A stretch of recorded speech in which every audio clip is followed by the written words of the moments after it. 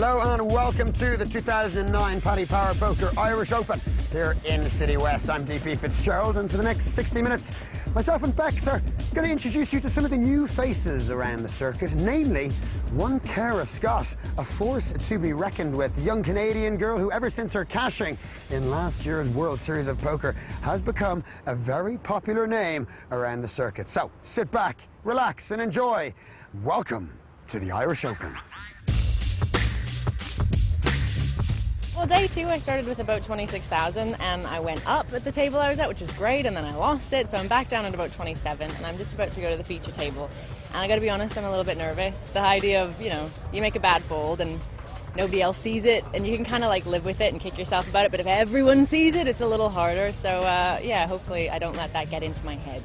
There's definitely an added pressure with the cameras at the table, and hopefully, because I'm a little bit more used to that, I can use that to my advantage, and hopefully some of the other people at the table will find it a little bit more nerve-wracking and maybe tighten up and not want to look like, they're making bad calls. So hopefully I can use it to my advantage and not actually let it work against me. I don't think I'm going to change my gameplay when I get to the table. I'll be more mindful of all the people who taught me how to play poker. Will be watching this, and I'll be able to hear their little voices in my head going, you really should push here, or you should, and hopefully I'll do what I know I should do, but it should be the same game. We all have little voices in our head, not to worry. Hello and welcome to the TV feature table. Here we go. Brian O'Connell fills the first seat. Right beside him, the lovely Cara Scott from Canada, under the UK flag at this tournament. David Hertz from the United States, starting off 25,500 chips. There's John DeWitt, seated in position number 4, and right beside him, Karl Marenholtz, 65,000 chips. Maxim Mokzulski, seated right next door. And then we have Mick Stevens with the lovely tricolour right beside him and 20,000 chips. There's Matt Dobbins, another Irishman, but on a more frugal 17,500. So, I'm DP, and honoured to be joined by one of the biggest faces in Irish poker, Padraig Parkinson, here beside me as we get straight down to our TV feature table. How are you today, Padraig? I'm great. I'm looking forward to this. I haven't seen Cara's play before, but she did win the Sports Star Challenge for 50,000. Jessie May told me she played great. I haven't seen it. Yeah. And of course, she almost made the top 100 in the World Series this year. So, that's right. She took 40 grand away from Las Vegas this year and has become a very fast emerging face in the world of not only women's poker, but No Limit Texas Hold'em in general. And here's a guy to watch, Brian O'Connell. I haven't played against this guy, but he's got a bit of form over on the other side of the Atlantic Ocean. Several cashes in Las Vegas. Yeah, in the WSOP. So I'm looking forward to see how he plays. 25 years old, from the West, from Limerick. Raise it up 4,000. Now Scott, not taking any prisoners, moves all in. Just give me a quick count. A lot of people will be kind of looking at their hand, trying to pretend they've got a little more than Queen 10. Queen 10 against Ace King was a huge hand in, I think it was the 2002 World Series. Big hand between Phil Hellmuth and Varconi. Oh, right.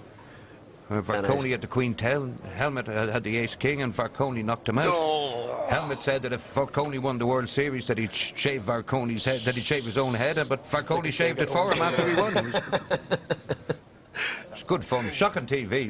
Good fun. Expensive hand, and he folds it down rightly to Scott's big slick. She takes an easy pot.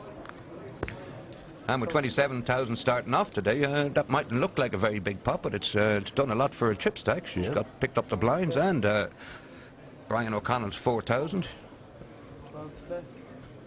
So in around the mid-30s region now for Cara. 3,000. John DeWitt. A Marcel Lusk fan. Yes. Marcel not here today, had another commitment. But I know he loves it in Dublin. 1,800 more. This is Matt Dobbins, an Englishman playing under the Irish flag. You got to like that. Yeah, lives over in County Kerry. All in. Born originally in London, and he finds the Queen 10 a little bit more appealing than Brian O'Connell did. Enough for an all-in. Now, what does Padraig Parkinson do with an ace 10 when someone goes all in for 8,800 chips? What are you thinking of your ace-10 now? Well, you'd probably be thinking it's behind. But, oh. But DeWitt does have over 60,000 in chips, which makes the call a lot easier. And he has him dominated. Dominated.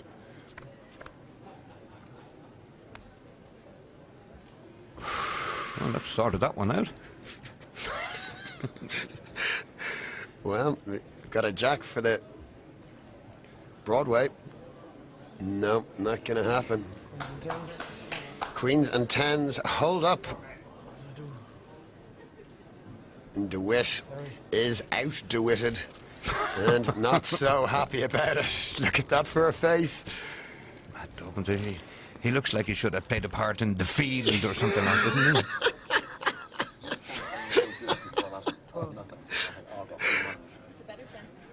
One of the lads from the village. The Bull McCade. Go on, Tyke. This time he wakes up with a Jack King offsuit. Fold. 12. No, Taking not as over. pretty as the 10 Queen for him. Oof. Raise 3,000. 3,000. There's O'Connell. He made it 4,000 a little while back with Queen 10, and now he's gone back to 3,000 with the Ace King. I'm sure Three raise. that won't have been missed by the other players, but apparently it's been missed by Hertz. Now, in fairness to Hertz, he's seen O'Connell get re-raised by Cara Scott and throw his hand away, so Hertz is quite entitled to think that O'Connell's a bit of a player and a thief, and Ace-10 should be good enough. yeah, so he's 11,000.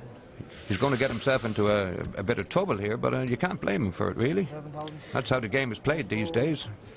When you raise with an Ace-King and someone comes over the top, is that a good thing? More to call. Is O'Connell liking that now? Well, worse things can happen to you. Will O'Connell be delighted to see that re-raise now and get a bit more action, or will he start questioning? Ooh, wow. Not questioning it too hard. Believes his Ace-King is good, and indeed it is. Now it's time for Hertz to maybe stop and have a think. You know, a lot of the mistakes in this game are made by just knee-jerk reactions. I've made a lot of them myself. Well, the young 24-year-old definitely has a decision to make. And I think he may be priced in here. I think he's put practically half his chips into the pot already, so he's kind of hoping O'Connell has got something like, you know, a pair of nines would be nice, but, you know, You may as well just work it out afterwards. even against a pair of jacks or a pair of queens, he wouldn't be Is it okay to work it out now? too unhappy to see that happen. At least to have the ace working for him, but Work it out now. this is much the same position. He knows he's behind. It's just a question of how far. Put some diamonds down. Well, 3, 5, 6 of spades fall of the flop. One more spade will be the nail in the coffin. And indeed, there it Luck, is. everybody. Flush for O'Connell. The nut flush to boot means that the 24-year-old from Maryland, USA gets a chance to step away. I'm not that aggro. Going home this year, but going to try to make it out again. And I had a great experience at the tournament, and I would love to do it again.